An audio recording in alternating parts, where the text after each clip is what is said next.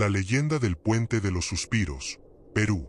En el corazón bohemio de Barranco, Lima, existe un lugar donde el tiempo parece detenerse y los ecos del pasado aún vibran entre las sombras. El Puente de los Suspiros, inaugurado por primera vez el 14 de febrero de 1876. Pero, ¿acaso un simple puente de madera puede guardar tanto misterio como para convertirse en una de las leyendas más inquietantes del Perú? ¿O será que, entre sus tablones oscuros, todavía se escuchan los suspiros de quienes nunca regresaron? Para entender la historia detrás del puente, hay que imaginar Barranco en el siglo XIX, un distrito rodeado de casonas coloniales, calles empedradas, faroles que apenas iluminaban la neblina limeña, y un silencio interrumpido solo por el canto del mar cercano. Fue en este escenario, según los registros municipales, donde se construyó el puente original para unir dos hondonadas profundas conocidas como la Bajada de los Baños. Pero nadie podía prever que aquel lugar se convertiría en punto de encuentro de amantes y testigo de tragedias. La leyenda más conocida habla de una joven barranquina, hija de una familia adinerada, cuyo nombre algunos dicen que era Clara, aunque los registros de la época nunca lo confirmaron. ¿Quién era realmente? ¿Y por qué su historia se convirtió en un lamento tan profundo que, hasta hoy, muchos juran escucharlo cuando cae la noche? Dicen que Clara se enamoró de un joven humilde, un artesano que trabajaba cerca de la costa. Sus encuentros secretos ocurrían justo en ese puente, cuando el viento del Pacífico les regalaba unos minutos de libertad. Pero un amor prohibido siempre deja huellas que ni el silencio puede esconder. Y es aquí donde la historia comienza a oscurecerse. La familia de la joven, al descubrir el romance, prohibió rotundamente el vínculo. Clara, desesperada, siguió escapándose al mismo lugar donde había nacido su felicidad, el Puente de los Suspiros. Fue en una de esas noches, cuentan los vecinos de antaño, cuando ocurrió el hecho que marcó para siempre este rincón limeño. Justo antes de aquello, de lo que aún no sabemos si fue un accidente, un acto voluntario o algo más perturbador, Clara lanzó un suspiro tan profundo que, según testigos, resonó por toda la bajada. Un suspiro que sería el primero de muchos, pues desde entonces, nadie volvió a verla con vida. La desaparición de Clara sumió a Barranco en un silencio denso, casi irrespirable.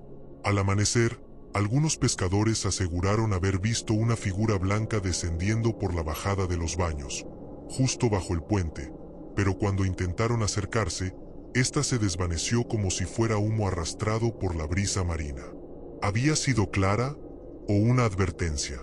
Lo extraño es que aquella noche del 1876, según los archivos de la época, hubo una densa neblina que cubrió el distrito por completo. Los faroles apenas lograban iluminar unos pasos hacia adelante, y los guardias municipales declararon no haber visto a nadie cruzar el puente. Sin embargo, la familia reportó su desaparición al amanecer siguiente.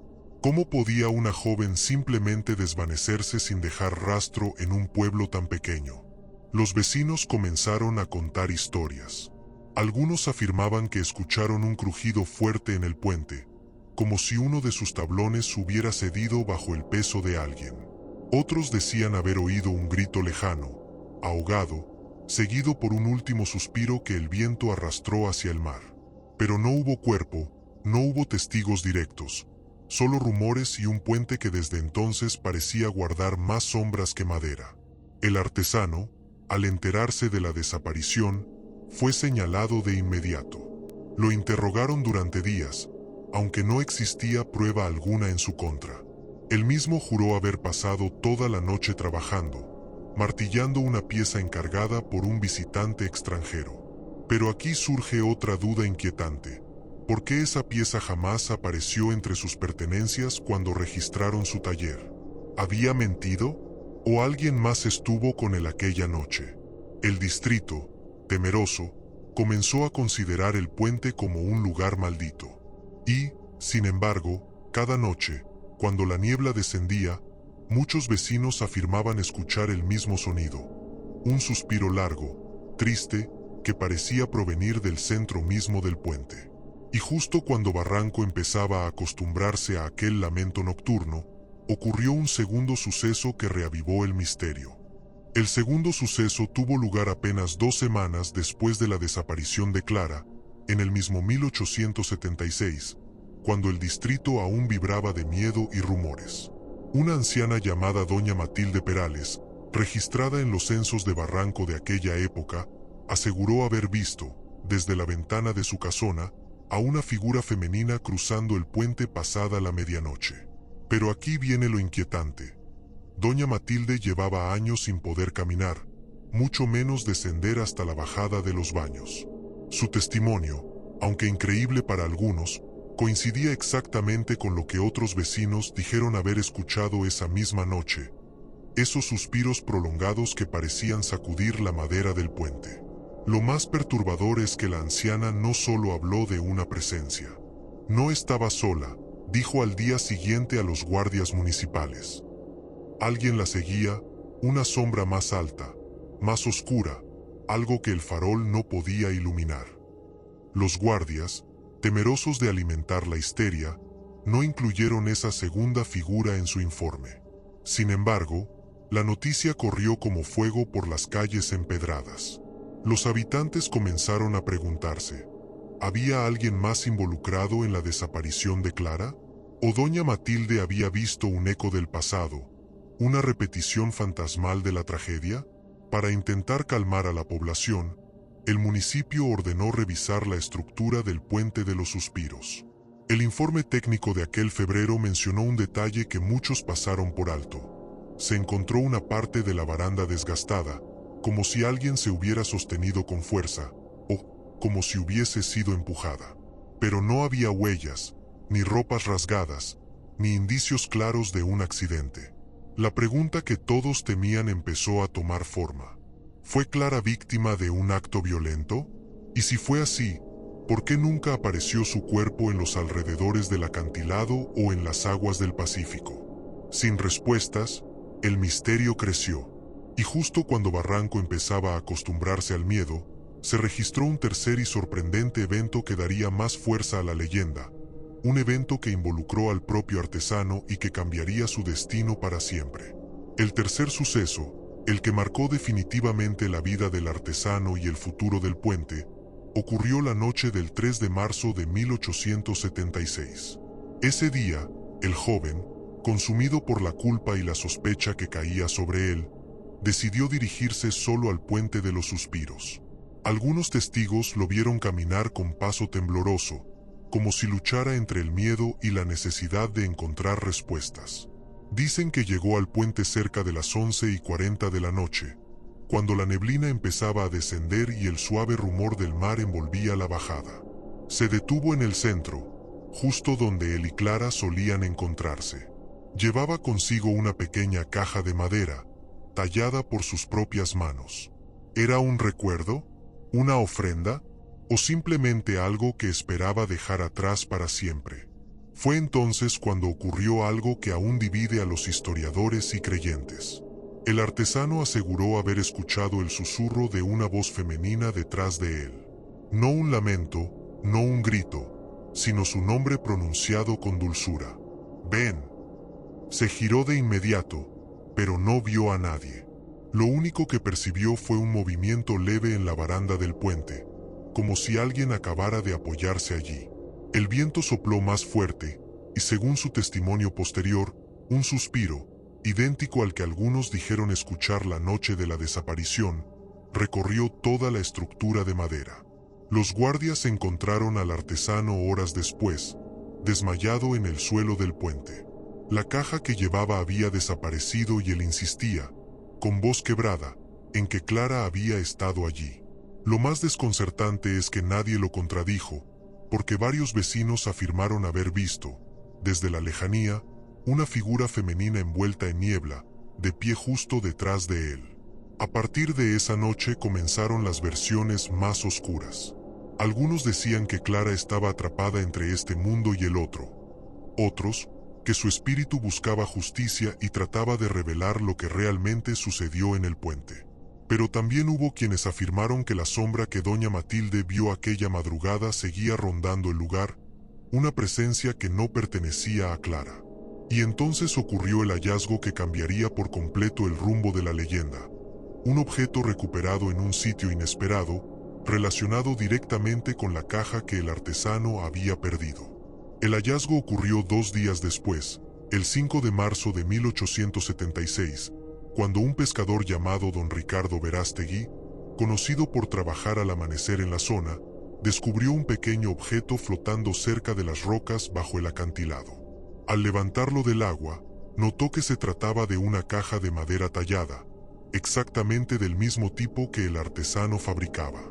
Pero aquí comienza lo verdaderamente inquietante. La caja estaba intacta, sin señales de haber pasado días en el mar. No tenía humedad en su interior. No estaba dañada por la sal. Era como si hubiera sido colocada allí hacía apenas minutos. Don Ricardo, intrigado, decidió abrirla. Dentro encontró un pedazo de tela blanca, finísima, cuidadosamente doblada. Según dijo, al tocarla sintió un frío que no venía del mar.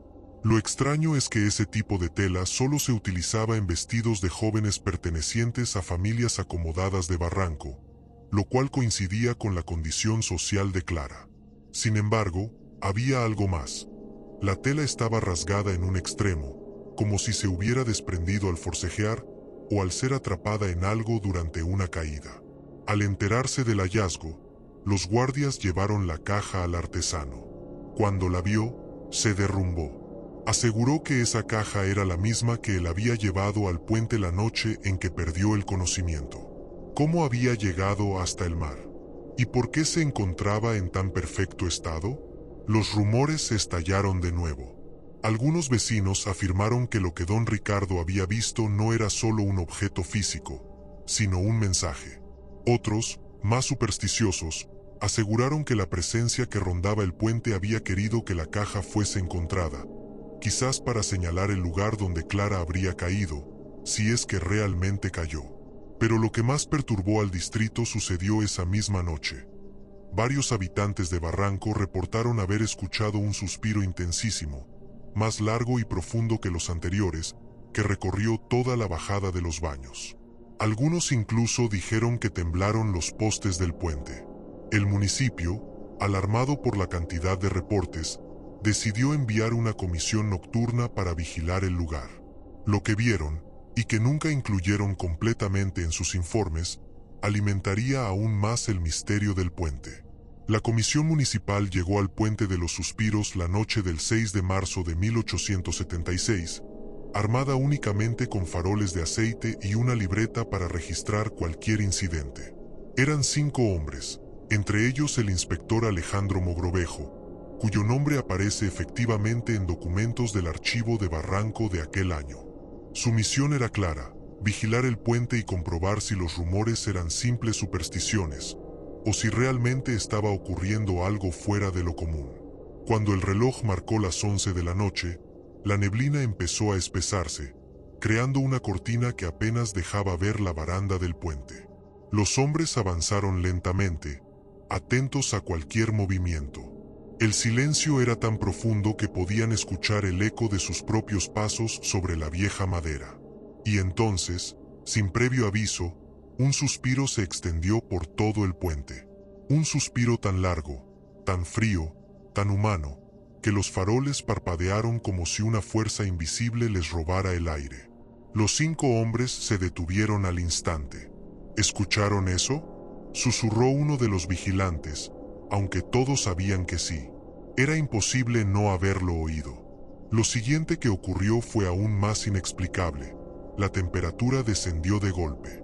El inspector Mogrovejo escribió que sintió como si hubiera entrado en una estancia subterránea. Los faroles, uno por uno, comenzaron a apagarse, dejando el puente sumido en una oscuridad casi absoluta. Y en medio de esa oscuridad, la vieron. Una silueta femenina, quieta, perfectamente recortada contra la neblina. No se distinguían sus rasgos, pero su forma era inconfundible. Un vestido largo, ligero, movido por un viento que los hombres no sentían. Lo más aterrador fue lo que ocurrió después. La figura dio un paso hacia adelante, pero ese paso no fue sobre las tablas del puente. Fue en el aire, como si se desplazara sin tocar el suelo. Los hombres retrocedieron horrorizados. Uno de ellos cayó al suelo. Mogrovejo apenas logró registrar en su informe una frase final escrita con mano temblorosa. No estaba sola. Detrás de ella había otra sombra. Pero antes de que pudieran reaccionar, la figura se desvaneció de golpe, como si la neblina la hubiera absorbido.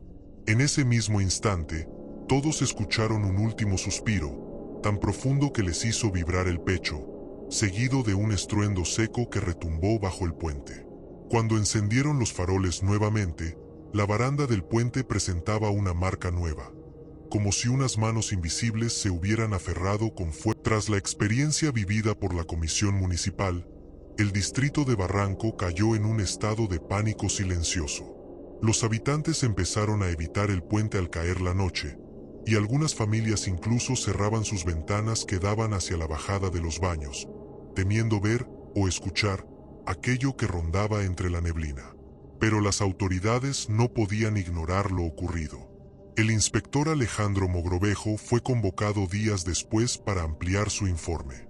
Sin embargo, cuando intentó relatar lo ocurrido, su voz temblaba tanto que apenas podía pronunciar palabra. Se limitó a repetir una frase que dejó helados a los funcionarios. Ella no teme, él sí. ¿A quién se refería? ¿Era clara la figura que habían visto suspendida entre la neblina? ¿Y la segunda sombra? ¿Era acaso su agresor? ¿O una presencia más antigua, ligada al acantilado y no a la joven desaparecida?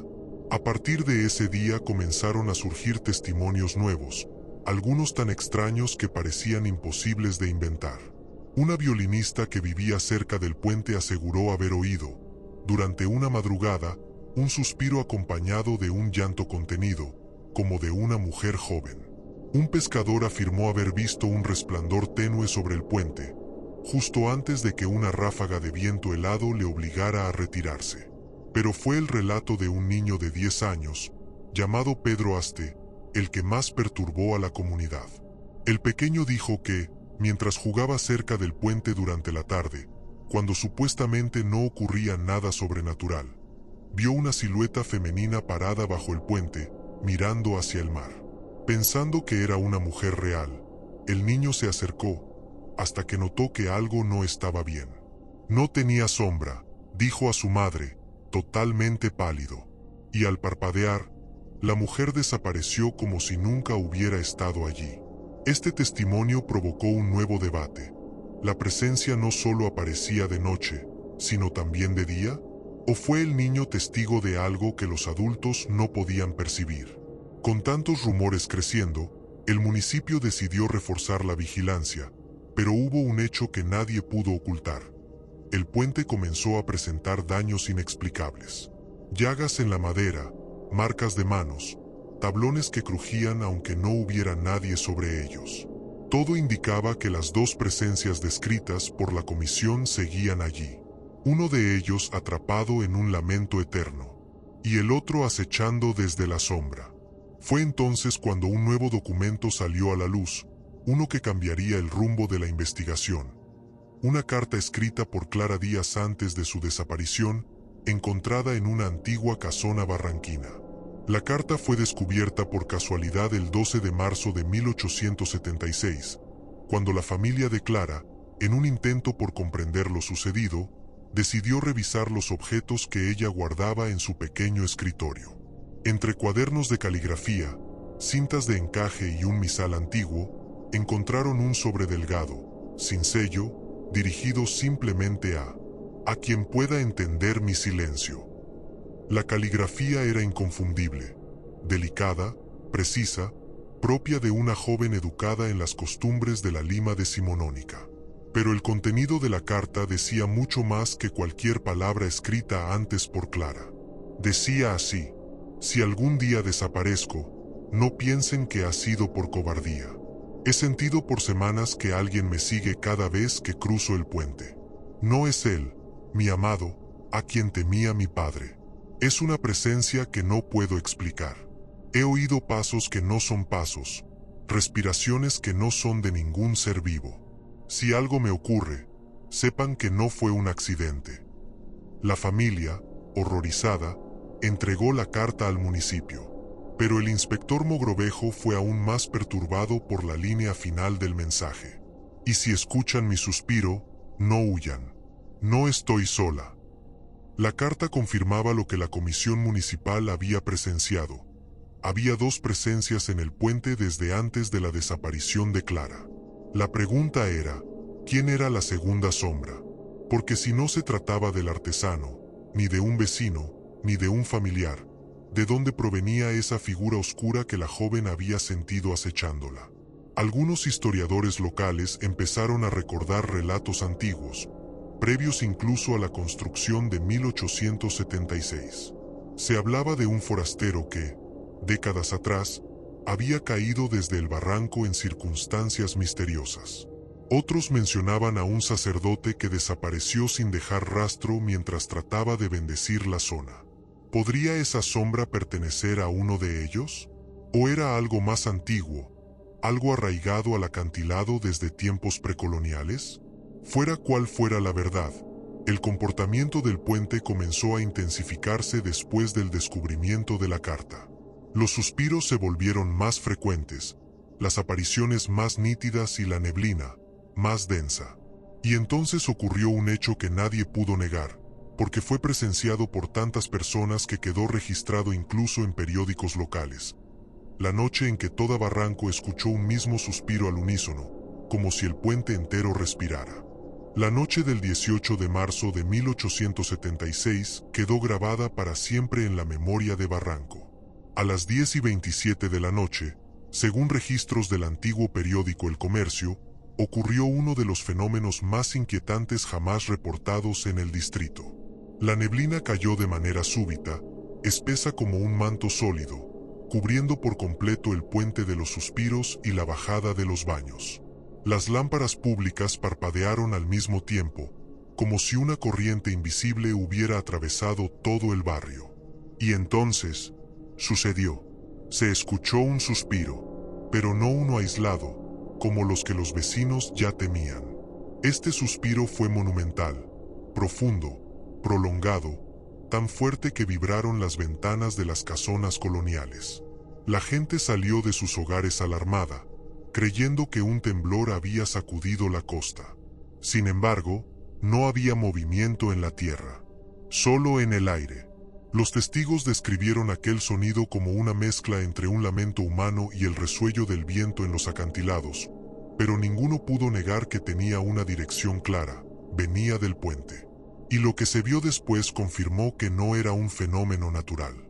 Cerca de 40 personas, distribuidas entre la plaza de Barranco, la avenida Grau y la Bajada, afirmaron haber visto la figura de una mujer vestida de blanco aparecer en el centro del puente, rodeada por un halo débil de luz. La figura no caminaba, flotaba a pocos centímetros de las tablas. Y detrás de ella, ahí estaba la otra sombra, más alta, más densa, inmóvil como una columna de oscuridad. Algunos afirman que la mujer extendió una mano hacia la baranda, como si señalara el lugar donde algo terrible había ocurrido. Otros dijeron que giró el rostro hacia la multitud, aunque nadie pudo distinguir facciones, y que fue entonces cuando el segundo suspiro resonó, aún más largo que el primero. Ese segundo suspiro coincidió con un estruendo. Uno de los tablones del puente se quebró sin razón aparente, pese a no tener a nadie físicamente sobre él. La multitud retrocedió aterrada. Algunos rezaron, otros huyeron, pero todos sabían que habían presenciado algo que no pertenecía a este mundo. Al día siguiente, el municipio intentó explicar lo sucedido como un fenómeno climático combinado con desgaste estructural. Pero eso no convenció a nadie. Las apariciones, los suspiros, la sombra, demasiado había ocurrido ya para seguir negando lo evidente. La leyenda había tomado forma definitiva. Y sin embargo, aún faltaba una última revelación. El mensaje final que dejó la presencia femenina, registrado por uno de los testigos más insospechados. La última revelación de la historia ocurrió gracias a un testigo que nadie habría esperado. Un anciano farolero, don Elías Montoya, uno de los encargados de encender manualmente las lámparas del distrito en aquella época. Su rutina lo llevaba cada noche a recorrer las calles empedradas de Barranco, incluyendo la llegada al Puente de los Suspiros poco antes de la medianoche. La noche posterior al gran suspiro colectivo, don Elías se acercó al puente con cautela. Sabía lo que había presenciado media Barranco, pero el deber era el deber, y él, con sus manos curtidas y su linterna al cinto, no estaba dispuesto a faltar a la tarea. Sin embargo, apenas puso un pie sobre las primeras tablas, sintió un escalofrío que no venía del mar. La neblina, que había estado tranquila durante la tarde, comenzó a levantarse en pequeños remolinos alrededor de él. Y entonces la vio, una figura femenina, luminosa pero tenue, de pie en el centro del puente. No flotaba esta vez, no avanzaba, solo estaba allí, como si lo esperara. Don Elías, temblando, logró encender su farol. La luz pareció atravesarla, proyectando una sombra borrosa sobre la baranda. La mujer levantó lentamente una mano y señaló un punto exacto del puente. El mismo tablón que se había quebrado la noche anterior. El anciano confesó que quiso retroceder, pero algo, una mezcla de compasión y miedo, lo mantuvo firme. Entonces la figura habló. No fue un grito, ni una frase elaborada. Fue un susurro, apenas audible, pero don Elías lo entendió con claridad. No fue él. El anciano cayó de rodillas, incapaz de hablar. La figura descendió la mano, dio un paso hacia atrás, y allí apareció la segunda sombra, la misma que había atormentado los reportes durante semanas. Una silueta alta, opresiva, sin forma humana definida. Don Elías sintió que el aire se volvía pesado, como si algo tratara de impedirle respirar. Pero la figura femenina llevó una mano al pecho y pronunció una última frase antes de desvanecerse definitivamente. Él sigue aquí. En ese instante, ambas presencias desaparecieron. La neblina se disipó. El puente quedó en silencio, y don Elías, aún paralizado por el miedo, solo pudo comprender una cosa. Clara no buscaba venganza. No acusaba a su amado. Lo que quería era que entendieran la verdad. Su desaparición no había sido causada por él, sino por la otra presencia, una sombra más antigua, más hostil, que seguía aferrada al puente desde tiempos desconocidos. Desde entonces, el Puente de los Suspiros mantuvo su nombre no solo por los enamorados que lo cruzan, sino por los lamentos que, según algunos, aún pueden escucharse en las noches de neblina. Y aunque el puente ha sido reconstruido en varias ocasiones, la estructura actual data de 1960, tras un incendio. Muchos turistas y vecinos aseguran que, al caminar por él, un suspiro tenue los acompaña, como un recordatorio de una historia que jamás encontró descanso. ¿Y tú? Si cruzaras el puente en una noche silenciosa, ¿te atreverías a escuchar lo que la neblina intenta decir?